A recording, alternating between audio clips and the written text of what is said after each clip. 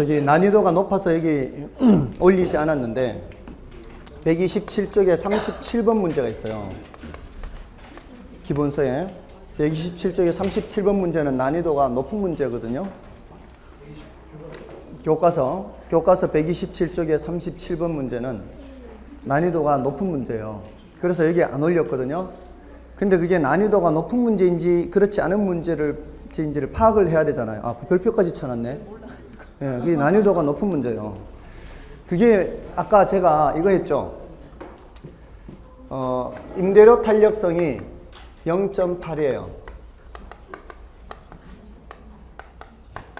임대료 탄력성이 0.8이라면 임대료 변하는 것에 0.8배만큼 수량이 변한다는 뜻이겠죠.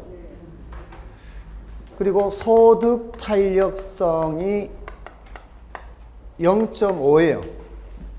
그러면은 소득 변하는 것에 0.5배만큼 수량이 변한다는 뜻이겠죠. 그래서 만약에 임대료가 10% 올라간다. 이런 표현이 있고 소득이 20% 올라간다. 이러면은 수요량이 어떻게 변하겠어요? 수량이. 여기서는 곱하기 0.8 하면은 8% 변하겠죠. 여기도 곱하기 20 하면은 10% 변하겠죠. 그러면은 여기는 위로 올라갈까요? 내려갈까요? 예, 여기는 임대료가 올라가면은 수요량은 내려가겠죠. 여기는 올라가겠죠. 결과는 2%겠죠. 2%겠죠. 지금 됐죠? 위로 아래 위로잖아요. 자, 근데 37번은 어떻게 알려주고 있는가 하면은 이렇게 알려주고 있어요. 이렇게 임대료가 10% 상승하였음에도 불구하고 수요량이 2% 증가했다면, 이것도 안 알려준 거예요. 임대료가 10% 상승하였음에도 수요량이 2% 증가하였다면 소득은 몇 프로 변했을까요? 이걸 묻고 있는 거예요. 그러니까 구조가 바뀐 게 아니에요. 구조는 똑같은 이 구조예요. 이 구조. 이 숫자 해서 이 숫자 했잖아요, 방금. 근데 제가 방금 질문하는 건 요걸 물었었잖아요. 아까도 요걸 물었죠. 요걸 묻는 문제는 난이도가 중중이에요. 근데 지금 얘를 묻고 있다고. 이러면은 거꾸로 찾아가야 되잖아요. 이럴 때는 이게 2%라는 거를 이제 실마리로 해가지고 여기서 이거는 알 수 있단 말이에요. 여기서 이거 8%가 내려가잖아요. 여기가 8%가 내려가는데도 불구하고 수요량이 2% 증가했다는 거는 여기가 몇 프로가 돼야 되는 거예요? 10%가 위로가 돼야 돼요. 그러려면 여기가 몇 프로가 돼야 되냐? 이렇게 묻는다고요. 이젠 이해가 되시겠어요? 그 문제의 구조예요. 그 문제는 난이도가 높아요. 그러니까 이걸 묻는 문제는 쉬워요. 이걸 다 알려주고 그냥 순서대로 계산해서 더하기만 하면 되니까. 이걸 묻는 문제는 쉬운데 이걸 묻는 문제는 어렵다고요. 아시겠죠? 구조를 기억하라고. 이렇게 되기 위해서 소득이 몇 프로 변했을까요? 이렇게 묻는 문제는 어렵다고요. 이거는 이거하고 똑같아요. 애들한테 3 곱하기 5는 몇이니? 이렇게 묻는 거하고요. 3에다가 뭘 곱해야 15가 되니? 여기의 난이도가 더 높다고요. 뭔 뜻인지 아시겠죠? 이 난이도를 이렇게 조절한다고요. 수학에서는. 이렇게 하느냐, 이렇게 하느냐. 지금 127쪽에 37번 문제는 이렇게 바꾼 문제라고요. 아시겠죠? 그러니까 웬만하면 넘어가시라고요. 그래서 여기 안 해놓은 거예요. 아시겠죠? 여기 안 해놓은 이유가. 그러니까 구조를 알고 계시라고요. 문제에서 소득 변화율을 거꾸로 묻는 문제는 난이도가 높다. 요 구조만 알면 되죠. 요 구조를 익혀놓으시면 돼요. 요 구조를 익혀놓고, 그래서 알려드린 거예요. 지금 구조를 알려드린 거예요. 구조를. 그래서 아까부터 제가 탄력성은 수량 변화의 크기다, 수량 변화의 크기다라고 한 게 그냥 곱해서 나오면 된단 말이에요. 굳이 공식으로 가격 변화율 분의 수요량 이렇게 공식으로 하면은 더 복잡해진다고요. 아시겠죠? 자, 그래서 이게 감당이 되시면 하고, 대신 너무 계산 문제에 시간 많이 드리려고 하지 마시고요. 지금 제가 드리고 싶은 말씀은 난이도 중하에 해당하는 문제는 이제 풀 수 있도록 한다. 대신 난이도 상급의 문제는 이게 어려운 문제인지 쉬운 문제인지를 파악을 할 수는 있어야 된다. 그래야 제끼고 지나갈 수가 있으니까. 아셨죠? 자, 됐고요. 이제 11번을 보시면은 임대료 규제 시 초과 수요 계산이죠. 자, 11번은 임대료 규제의 초과 수요 계산인데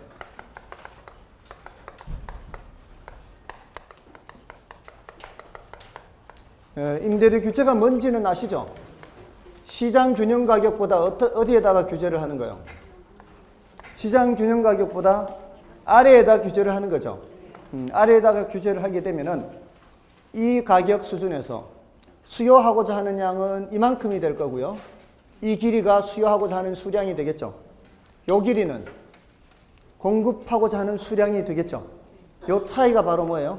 초과 수요가 되는 거예요. 그래서 임대료 규제에서는 초과 공급이 나타나는 게 아니라 초과 수요가 나타나는 거예요. 그래서 이 계산 문제는 그냥 규제 가격을 대입만 하면 되죠. 아주 간단해요. 규제 가격을 대입만 하면 돼요. 집어넣기만 하면 돼요. 그래서 우리 지금 시험에 우리 문제가 지금 QD는 1400-2P 이렇게 돼 있고요. 그다음에 QS는 400 플러스 4P인가요? QS는 400 플러스 4P. 자, 이렇게 돼 있는데 규제 가격이 얼마예요? 150만 원인가요? 예, 규제 가격이 150만 원. 보통 규제한다 그럴 때 이렇게 발을 이렇게 씌워요. 더 이상 못 올라가게 막았다 이런 뜻이에요. 그럼 이 숫자를 어떻게 하라고요? 대입하면 되지 이렇게. 그럼 QD는 어떻게 돼요? 1400 마이너스 300이죠. 맞나요? 그럼 빼면은 1100이 되고요. 여기다 집어넣으면은 QS는 400 플러스 150을 곱하니까 600이죠. 그러면은 1000인가요? 자, 수요가 더 많죠? 예, 그럼 어떻게 되는 거예요? 초과 수요 100. 이렇게 되죠. 자, 여기 지금 제가 유형 문제를 지금 안 넣은 거예요, 지금. 자, 이제 11-1이에요, 11-1. 규제 가격을 달리 할게요, 이제. 규제 가격을 200으로 올릴게요. 규제 가격을 200으로 올렸을 때 대답을 해보세요. 어떻게 되나요? 1400 마이너스 400이 되나요? 200을 넣으니까. 그럼 1000인가요? QS는 어떻게 되죠? 400 더하기 800인가요? 그러면은 1200인가요? 그러면은 뭐라고 대답해야 돼요? 초과 공급 200 하면 틀린다 이 말이에요.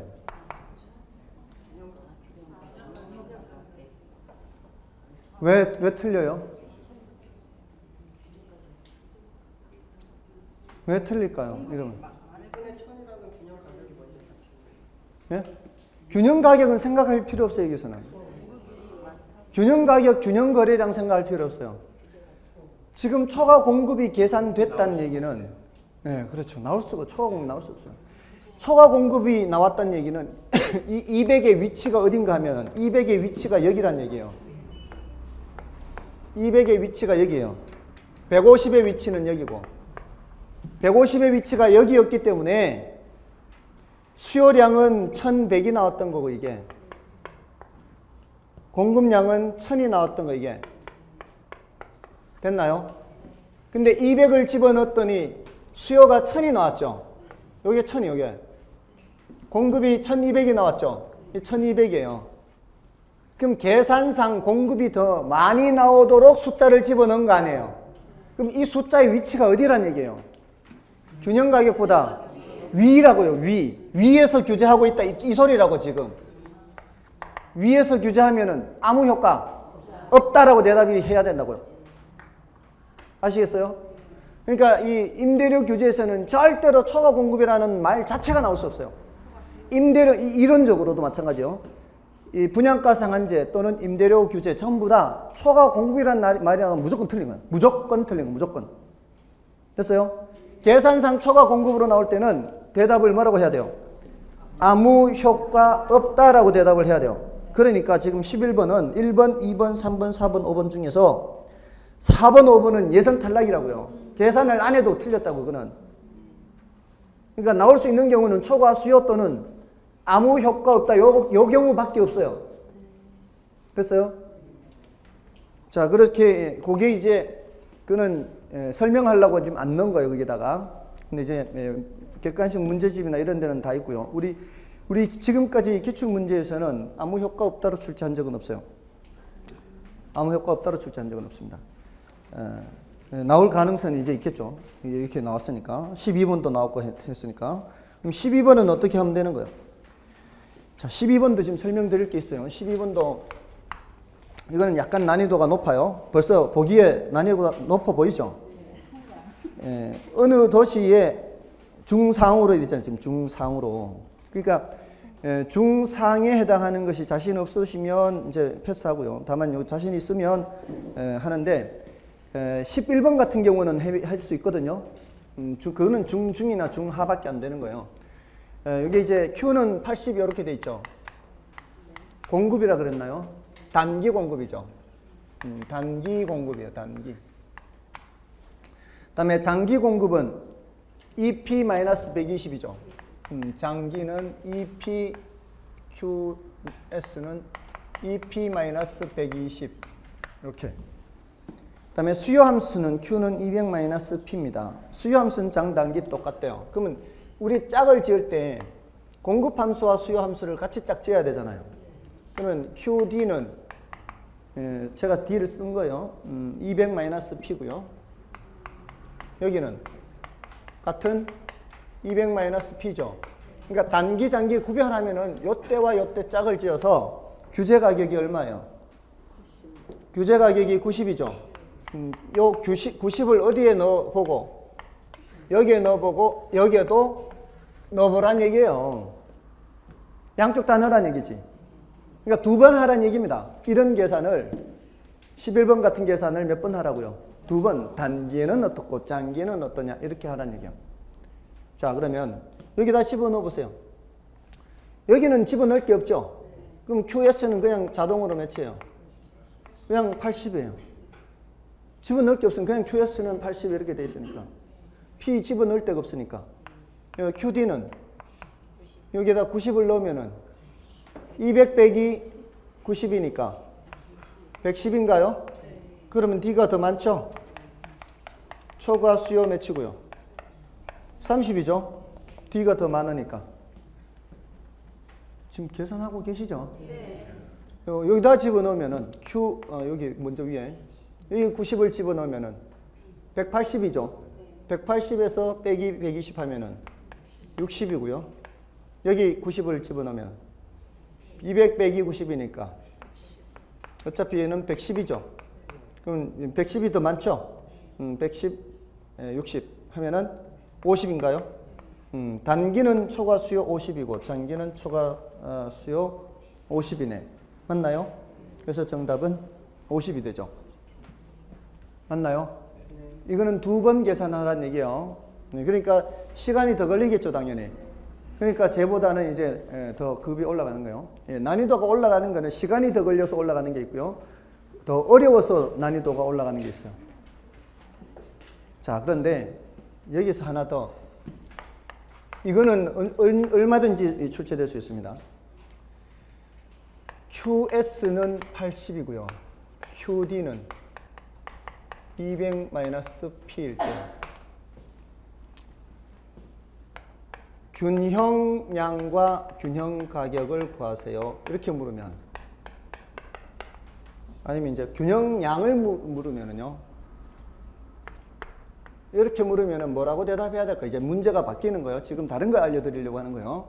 균형량, 균형 가격과 관련되는 거를 지금 이게 나온 숫자가 있기 때문에 하는 거예요. 앞에 지나간 건데, 균형량이 어떻게 돼요? 이렇게 하면은 어떻게 식 세워야 되죠? 어떻게 식 세워야 돼요? 같이 넣으라 그랬잖아, 그냥. 80은 200-P P가 넘어가면은 P는 120이죠. Q를 계산해줘 우리는. 균형량을 물었으니까. P를 집어넣으면 Q는 80이죠. 어차피 80이죠. 계산할 필요 있나요?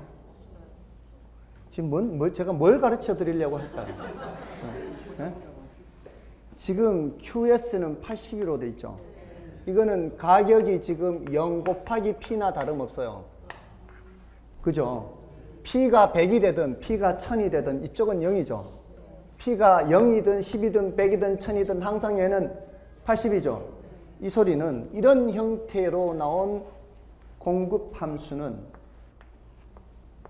수직의 공급 곡선이란 뜻이에요. 수직의 공급 곡선은 얘가 아무리 변해도 균형량은 그대로라고요. 그러니까 계산할 필요 없이 균형량은 몇이라고요? 80이라고. 그거 알려드리려고. 문제에서 여기에서 이런 식으로 변할 경우에 수요 함수가 이렇게 해놓고는 수요 함수가 QD는 400-P로 변하면 균형량은 얼마나 변할까요? 이렇게 물을 수도 있겠죠. 균형량은 얼마나 변할까요? 얼마나 변해요? 안 변한다고요. 안 변한다고. 여기에서는 수요 함수가 아무리 변하든 관계없이 그대로라고요. 그대로. 뭔 뜻인지 아시겠어요? 요 모양이 그 모양이라는 걸 알려드리려고 하는 거라고요. 숫자만 나오면은 그 함수는 수직이라고요. 수직. 수직일 때는 다른 하나가 아무리 변해도 균형량의 변화가 없다고요. 그런 형태로 출제를 하게 되면은 아는 사람은 몇 초면 되고요. 모르는 사람은 손발이 고생해야 되겠죠. 그죠? 그러니까 계산 문제는 알고 모르고의 차이에 따라서 이게 엄청 어렵고 시간이 많이 걸리는 경우와 몇 초 만에 풀 수 있는 그런 경우, 이게 알고 모르고의 차이예요. 그래서 숫자만 나오면 그거는 수직의 함수다라는 거예요. 수직의 함수. 아셨죠? 수직의. 자, 그거 말씀드린 거고요. 자, 이제 13번은 지렛대 효과입니다. 지렛대 효과는 요거는 이제 예제 문제를 집어넣었어요. 거기 14번, 15번. 넣은 이유가 이거는 경우에 따라 다르게 나오기 때문에요. 제가 지렛대 효과라고 해놓고 지분 수익률 계산 그 박스에다가 지분 수익률은 뭐라고 돼 있어요? 지분 수익률은 시중 교재에 따라 이게 다른 경우가 있어요. 이게 지분 수익 나누기 지분 투자액 이렇게 돼 있죠. 지분 수익이라는 게 뭐라고 돼 있어요? 전체 수익에서 뭐를 빼는 거예요? 이자를 빼는 거죠. 그리고 지분 투자액이고요. 근데 전체 수익이라는 거는 이게 소득이득과 자본이득의 합으로 되어 있습니다.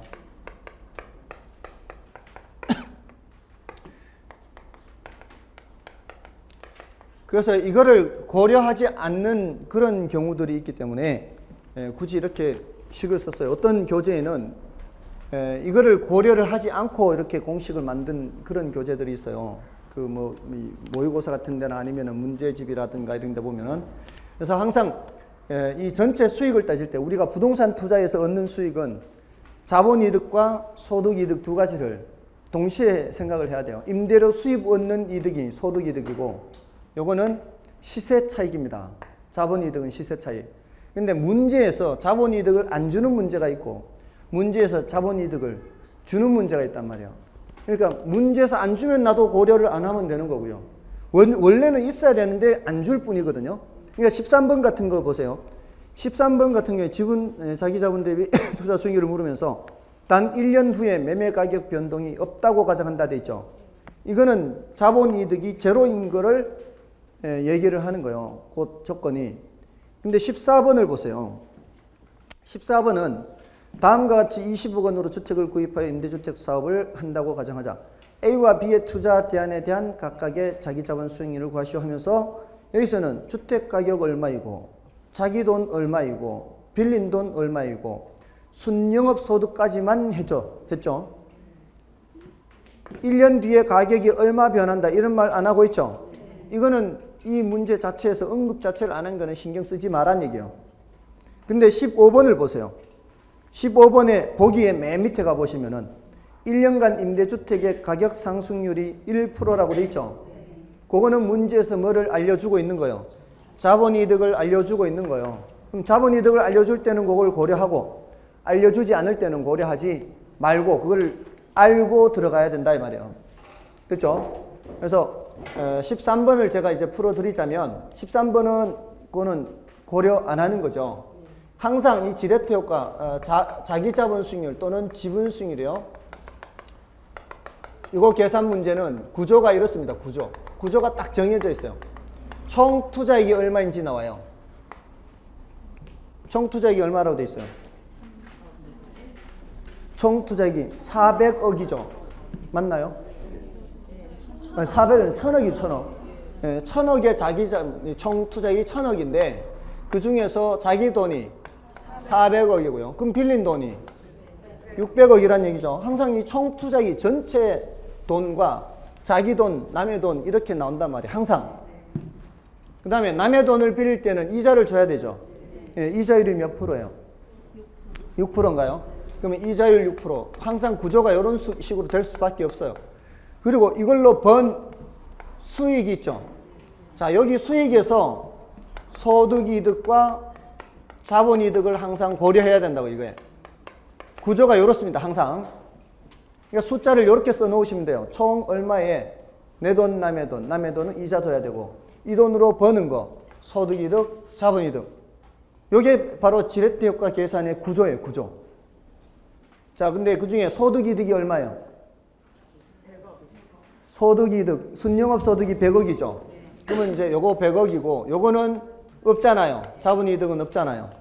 그럼 끝난 거예요. 이제 다 됐어요. 여기에서 지분 투자 수익률이니까 내 돈이잖아. 내 돈. 내 돈이 얼마 들어갔어요? 400억 분의 전체 번 거는 100억이잖아요. 그 중에 뭘 빼야 돼?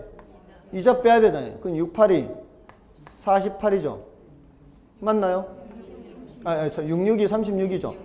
66이 36 빼면은 400분의 64억인가요? 400분의 64는 이거는 자 보세요. 우리 시험에서는 10, 100, 1000이 나와야 될 때가 많다 그랬죠. 이런 거 계산할 때 수익률 계산된 분모를 1, 10, 100, 1000으로 바꾸면 된다고요. 그냥 4로 나누면 되죠. 4로 나누면 100분의 16이 되죠. 그럼 16% 금방 나온다고요. 계산기 있으면 계산기로 하면 되고 계산기가 없으면 그냥 우리 수준에서는 지금까지 계산기가 필요 없이 다 이렇게 하도록 출제가 됐어요. 지금까지. 근데 계산기 필요한 거는 뒤에 거래사례 비교법에 이런 거 있었어요. 1.03 곱하기 0.99 곱하기 0.97 이거는 계산기가 있어야 돼요. 저도 이거는 틀렸어요. 계산기 안 들고 들어가서. 계산기 안 들고 들어가서 언제 이걸 하고 있어요. 이거를. 계산기 안 들고 들어가니까. 근데 나머지는 다 이렇게 다 돼요. 이렇게. 자, 이렇게 계산하면 되죠. 다음에 14번은 이제 여러분이 하실 수 있을 거예요. 그러면. 그럼 15번도 보세요. 자, 15번도 사실 여러분이 해도 되는데 이 구조에 그대로 맞춰볼게요. 이 구조에. 총 투자액이 얼마예요? 100만 원이죠. 이거 어떻게 하냐고.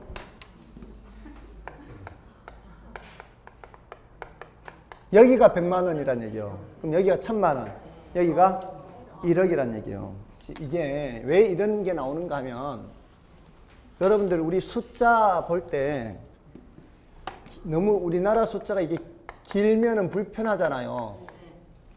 길면 불편하니까 3개를 지우면서 1000 쓰고요.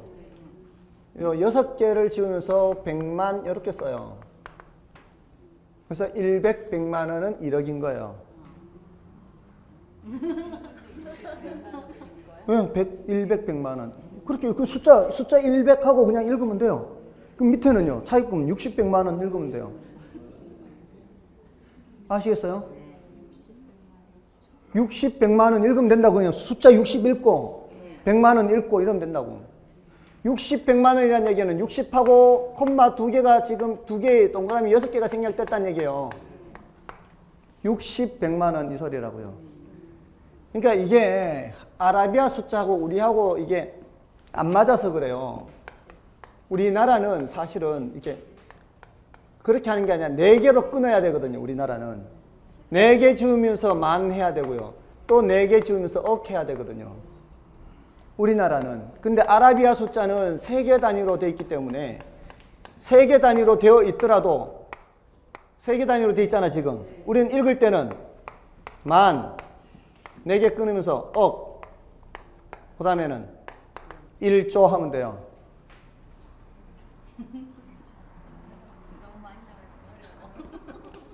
만억조는 알잖아요. 동그라미 4개씩 끊으면서 초등학교 4학년 1학기 초등학교 4학년 1학기 여기서 1, 10, 100, 1000, 만, 10만 이렇게 가지 말고 4개 끊고 만, 또 4개 끊고 억, 만억이잖아 지금 하나 둘 1, 10, 100, 1000, 만이잖아. 만억이라고 하지 말고 1조라고 한다고요. 됐어요? 그럼 자 이렇게 이런 경우는 지금 우리도 해야 돼. 지금 1만 만 하면 몇 초 이거 1만 만은 억이라고. 4개 지우면서 만에 닿으면 억이라고. 1억이라고 1만 만은. 아시겠어요? 근데 지금 얘네들은 이제 서양 얘기잖아. 서양 3개씩 하는 건 서양이라고 4개씩은 우리고. 그러니까 서양 애들은 3개씩 하는데 이걸 지금 그런 식으로 서양 애들 하듯이 끄는 거예요. 그 영어로는 쉬워. 이게 걔네들은 지우면서 thousand 하는 거예요. thousand.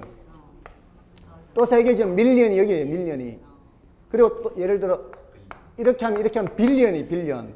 또 3개 하면 걔네들은 트릴리언, 트릴리언. 3개씩 할 때마다 thousand, million, billion, trillion 이렇게. 근데 우리는 3개 단위로 하지 않고 4개로 간다. 4개로. 됐어요? 이제 알았어요? 예. 뭐 다 배웠지만 4학년 때 배운 거 다 기억하겠습니까, 그거를?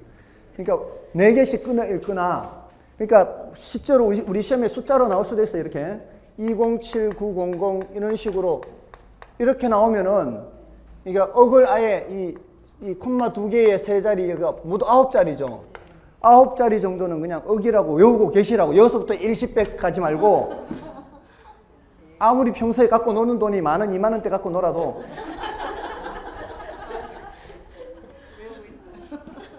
9자리는 억으로 기억하고 계시라고. 예? 9자리는 억으로.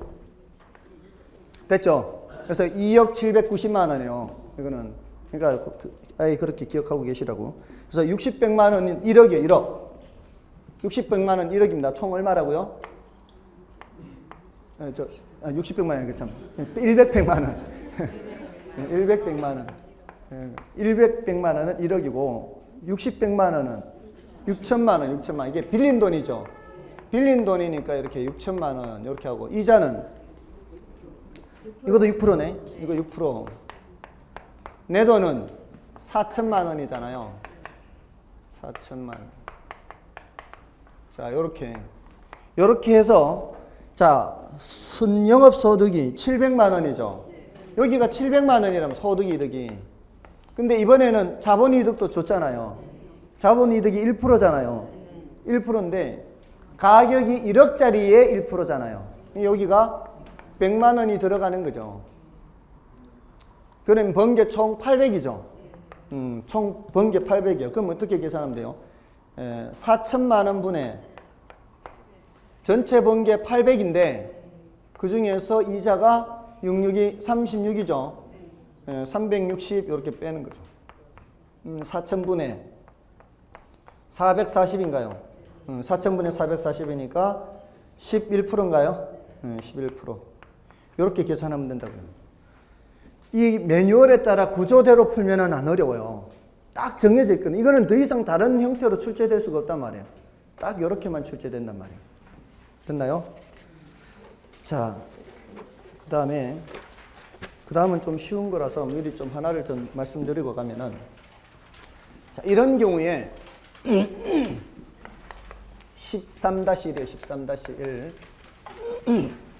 지뢰 효과 크기를 묻는 문제가 나올 수 있어요. 13-1. 지뢰 효과 크기.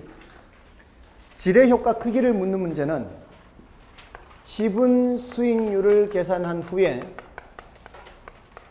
거기에다가 총 자본 수익률을 빼는 거예요.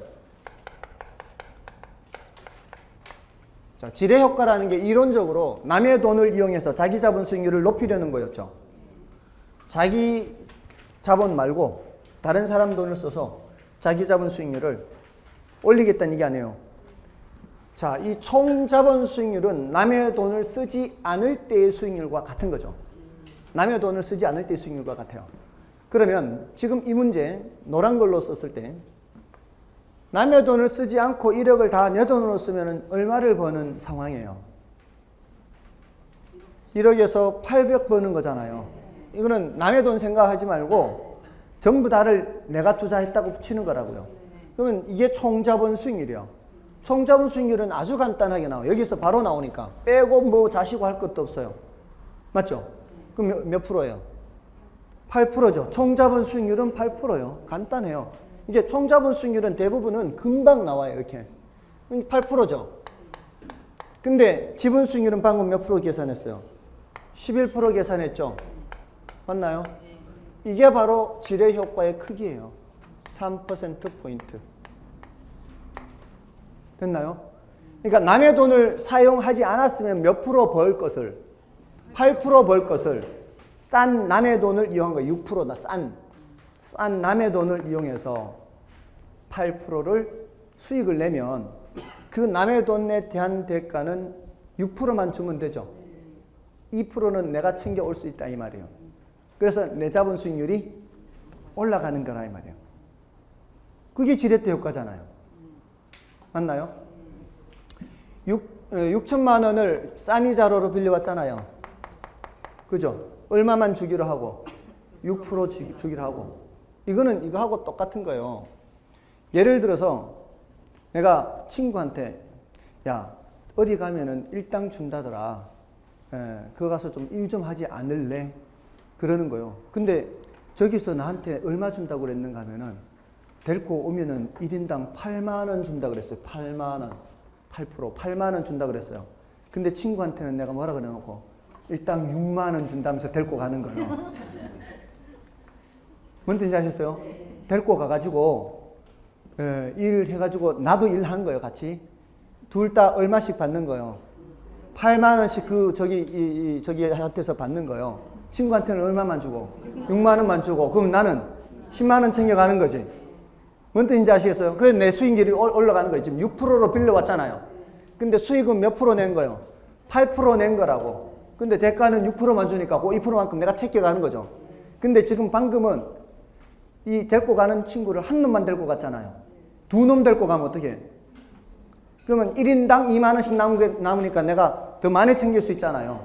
그런 식이라고요. 근데 지금 여기는 자 보세요. 지금 3%포인트 나왔잖아요. 남의 돈을 많이 쓰면 많이 쓸수록 이걸 더 많이 챙길 수 있잖아요. 근데 내 돈은 4천만 원이고 남의 돈은 6천만 원이죠. 남의 돈이 1.5배, 1.5배. 1배면은 2%포인트만큼만 더 나오는 거고요. 2배면은 4%포인트 더 나오는 거예요. 2%포인트씩 더 남기니까. 번 거는 8%인데 주기로 한 건 6%니까. 근데 1.5배 썼잖아요. 그러니까 1.5배만큼 더 나온 거라고요. 지금 그래서 이게 이렇게 된 거예요. 지분 수익률과 이자율하고 이자율은 몇 프로 주기로 했어요? 6% 주기로 했죠. 총 자본 수익률은 몇 프로예요? 총 자본 수익률은 8% 나왔다고요, 지금. 총 자본 수익률은 8%. 근데 지분 수익률이 지금 몇 프로 나왔어요? 10% 나왔어요? 11% 나왔죠. 이 이유가 여기가 몇 퍼센트 포인트 싼 이자예요? 2% 포인트 싼 이자잖아요. 남의 돈. 근데 여기에 남의 돈을 몇 배 썼다고요? 1.5배 썼다고요. 4천분의 6천이니까. 그러니까 이게 3% 포인트가 된 거죠. 그 3%포인트만큼 더 나왔다고. 맞아요? 그러면은 이런 상황에서 내 돈을 2천만 원만 쓰고 남의 돈을 8천만 원 쓰면 어떻게 될까요? 내 돈을 2천만 원만 쓰고 남의 돈을 8천만 원 쓰면 남의 돈이 몇 배예요? 4배죠. 요 6%와 8%의 차이 2%포인트를 4배 뻥튀기 하는 거예요. 그러면 8%포인트죠. 남의 돈 사용 안 했으면 그냥 8%벌 거를 이렇게 하면은 8%포인트 더 나온다고요. 그러니까 몇 퍼센트 된다고요? 16%가 되는 거예요. 16%. 자, 볼까요? 남의 돈을 얼마 쓴다고요? 남의 돈을 8천 쓰고 내 돈을 2천 쓴다 그랬죠? 버는 건 똑같이 이렇게 벌어요. 그럼 계산해 볼까요? 200만 원 분에 내 돈이 이제 2천만 원 분에 내 돈은 2천만 원이죠. 근데 버는 거는 800 벌었죠. 근데 이자는 8천만 원에 대한 6%죠, 이제. 480이죠. 480 하면은 2천분의 320이죠. 2천분의 320은 1000분의 160이죠. 16% 나오죠? 16% 나오는 거예요. 내 돈이, 남의 돈이 내 돈의 몇 배이기 때문에? 4배이기 때문에 이 2%포인트의 몇 배가 뻥튀기 되는 거예요. 4배 뻥튀기, 4배. 그러니까 남의 돈을 많이 사용할수록 이게 뻥튀기가 많이 된다고요. 그러니까 지금 남의 돈을 사용 안 했으면 8%가 나올 거를 여기가 16%가 나온다고요. 아시겠어요? 그래서 이게 바로 부채 비율 개념, 부채 비율. 남의 돈을 몇 배 쓰느냐에 따라서 이렇게 뻥튀기가 돼요. 그래서 이렇게 생각하는 방법도 있다 이 말이에요. 이자율이 얼마나 싼 이자율인지 보는 거예요. 빨리 이걸 봐야 돼요. 이게 5%예요. 총 자본 수익률이 8%예요. 그럼 몇 퍼센트 포인트 뻥튀기 할 수 있어요? 3% 포인트 뻥튀기 할 수 있죠. 내 돈을 몇 배 쓰느냐에 따라, 남의 돈을 몇 배 쓰느냐에 따라 달라진다고요. 남의 돈을 2배 쓰면 어떻게 돼요? 지분 수익률은 1억은 내 돈, 2억은 남의 돈 이러면은 1억 지분이고요. 2억이 저당 대출 받은 거예요. 그럼 총 3억이죠. 이러면은 2배죠, 2배. 그럼 여기가 몇 퍼센트 됐냐면은 곱하기 몇 배? 2배. 곱하기 2배 하면은 6% 포인트죠. 그럼 여기는 14%가 된다고요. 됐어요? 그래서 이렇게 지렛대를 그리는 거예요, 이렇게. 여기가 남의 돈 사용한 게 한 칸, 두 칸, 세 칸 올라가는 거예요, 이게. 남의 돈 쓰는 만큼. 여기가 6%, 여기 5%, 여기가 8%, 요 높이가. 그럼 3%포인트 올라왔죠? 남의 돈을 한 배 쓰면 11%가 되는 거고요.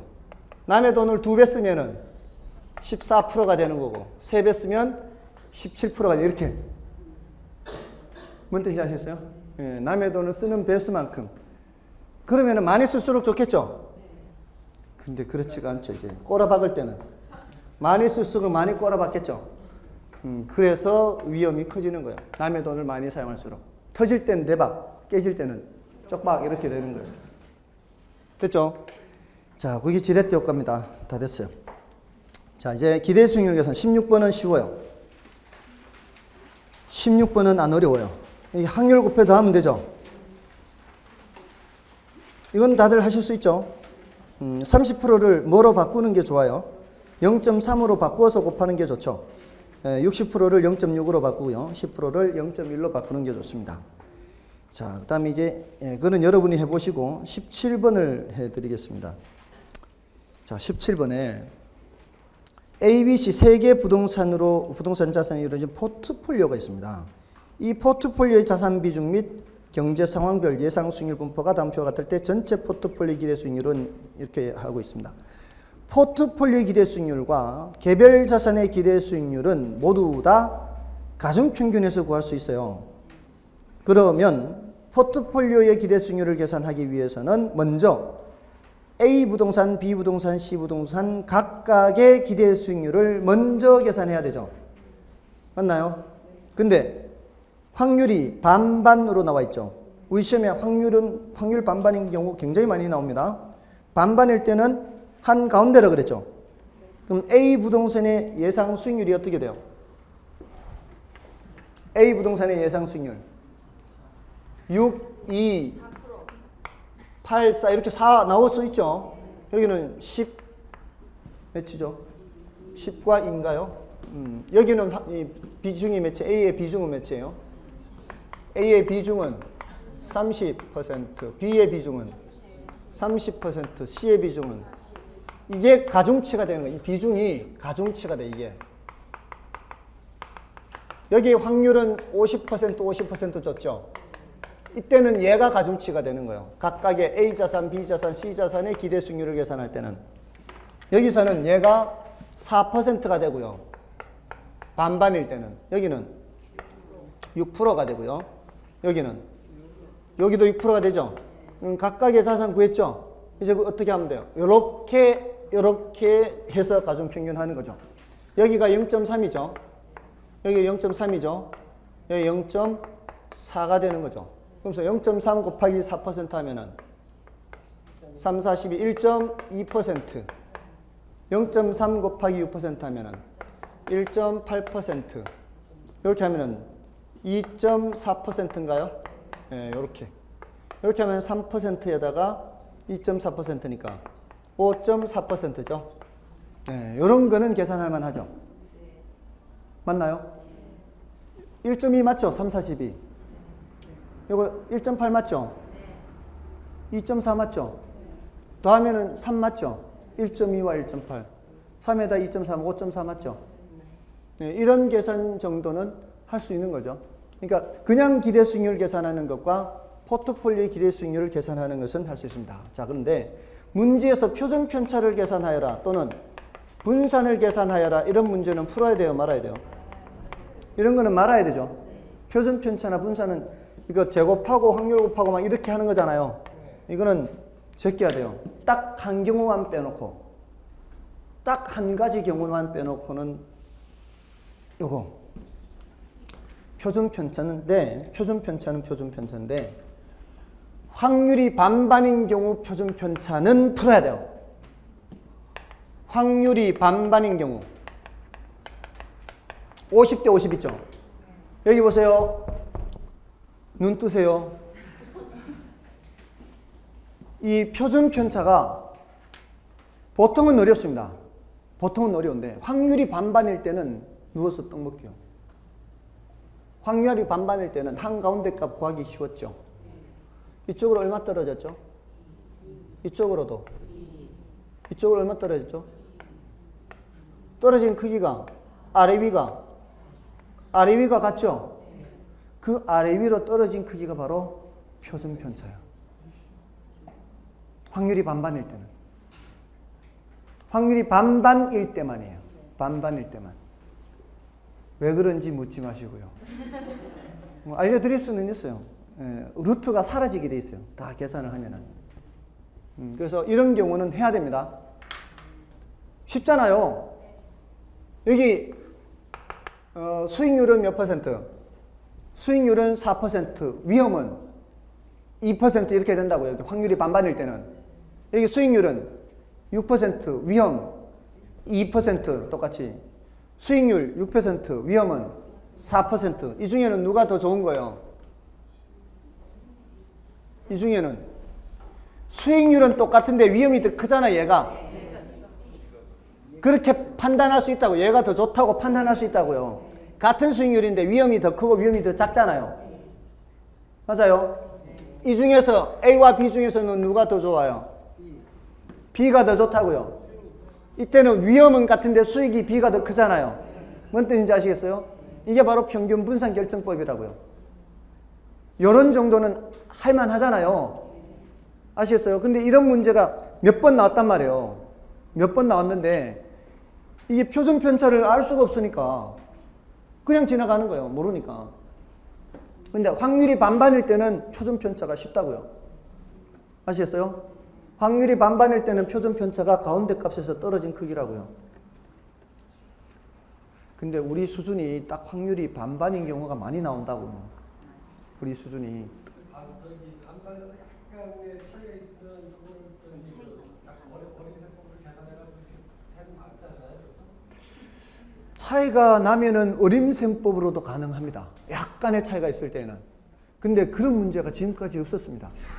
지금까지 나왔다면은 반반밖에 없었습니다. 그러니까 반반이 아닌 경우는 아예 그냥 제껴버리는 게 속편할 수 있습니다. 하여간 반반인 경우가 많이 나왔으니까 말씀드리는 거예요. 됐죠? 다음에 요구 수익률, 소득 이득률, 자본 이득률로 넘어가서요. 자, 여러분들 요구 수익률이 뭔지는 아시죠? 아, 이거 시간이 벌써 이렇게 됐네. 좀 쉬어야 되나? 좀 쉬고 할까요? 예상보다 이거 늦어지는데?